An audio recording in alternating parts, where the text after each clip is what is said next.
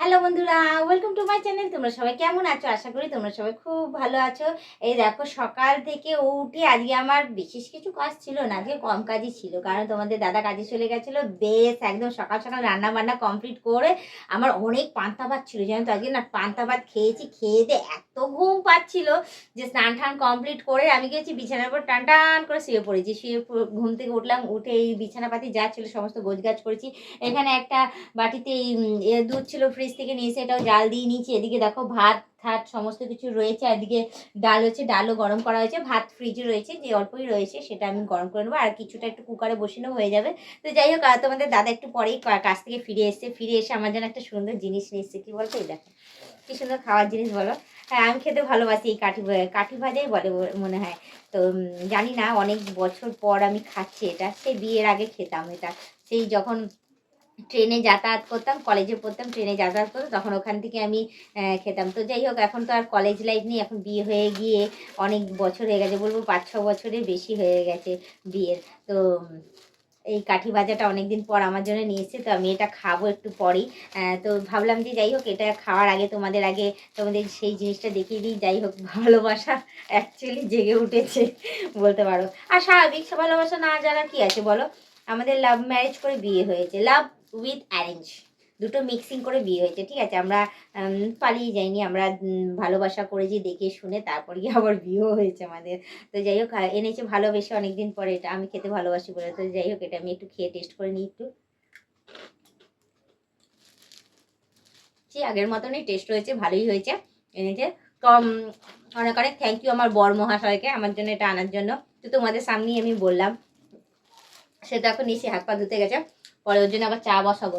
ভাবছি আজকে চা করবো না, যেহেতু আমাকে স্পেশালভাবে ঝুড়ি ভাজা খাইছে, সেহেতু আমি ভাবছি স্পেশালভাবে একটু কফি খাইয়ে দেবো।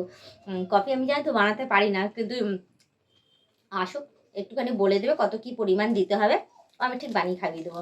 বলো ভালোই হয় বলো। তো তোমরা কি সাজেশন করছো? বর মহাশয়কে তাহলে আজকে কফি খাওয়াই, যেহেতু আমাকে এটা গিফট করেছে।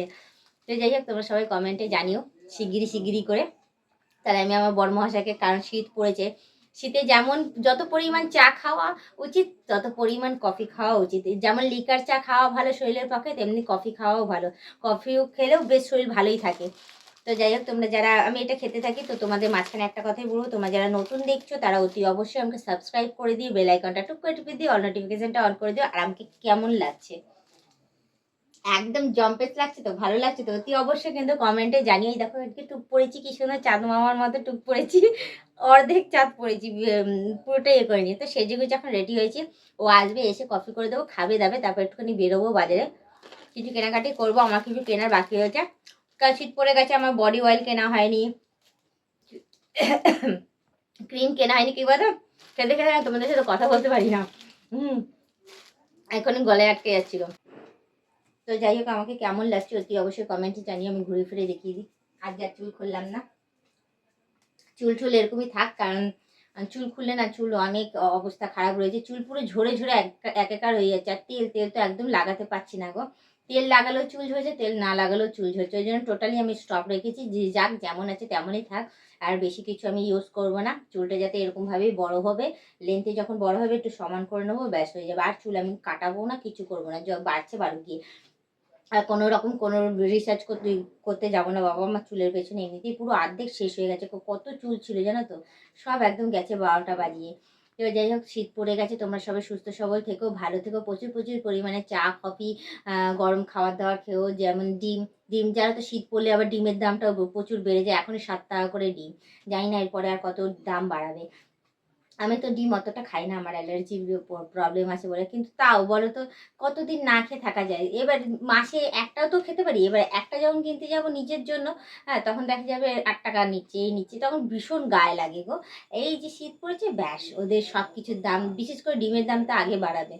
বুঝে উঠতে পারি না, এটা কি শীতকাল পড়ার সাথে সাথে কি সেই আবহাওয়া দপ্তর থেকে মনে হয় ওদের বলে দেয় যে আজকে এইবার শীত পড়েছে, এটার দাম বাড়াও, বর্ষাকালে মাছের দাম বাড়াও, গরমকালে এটার দাম বাড়াও, ওটার দাম বাড়াও, এদের বুঝে উঠতে পারি না। যাই হোক, সেটা তাদের ব্যক্তিগত ব্যাপার, বিজনেস ব্যাপারে আমার মাথায় ঢোকে না। তো আমার বড্ড গায়ে লাগে জিনিসের দাম বাড়লে, কিনতে তো হবে, টাকা টাকা অ্যামাউন্ট বাড়ে না, অথচ জিনিসের দাম বাড়তে থাকে। তোমরাই বলো কেমন গায়ে লাগে বলো। তো যাই হোক আমি বেশি কথা বাড়াবো না, তোমরা কমেন্টে জানিও তোমাদের কিরকম কী কী টাইপের ব্লগ তোমাদের পছন্দ, তো সেরকম টাইপের ব্লগ আমি তোমাদের কাছে তুলে ধরবো। অতি অবশ্যই কিন্তু আয়ত্তের মধ্যে বলো, আয়ত্তের বাইরে একদম বলো না, আয়ত্তের মধ্যে বললে তাহলে কিন্তু ভালো ভালো ব্লগ তোমরা পাবে, ভালো ভালো সাজেশন তোমরা দিতে থেকো কিন্তু। আর আয়ত্তের বাইরে হয়ে গেলে ব্যাস গেল, তাহলে তোমাদের সাজেশন অনুযায়ী ব্লগ আমি তোমাকে দিতে পারবো না, কিছু মনে করো না। তো আজকের ব্লগিংটা বলবো আমি এখানেই শেষ করছি, আবার অন্যদিন অন্য কোনো ব্লগ ভিডিও নিয়ে হাজির হয়ে যাবো। আজকের মতো টাটা, বাই বাই, সুস্থ থেকো, এভাবে আমাকে দেখতে থেকো।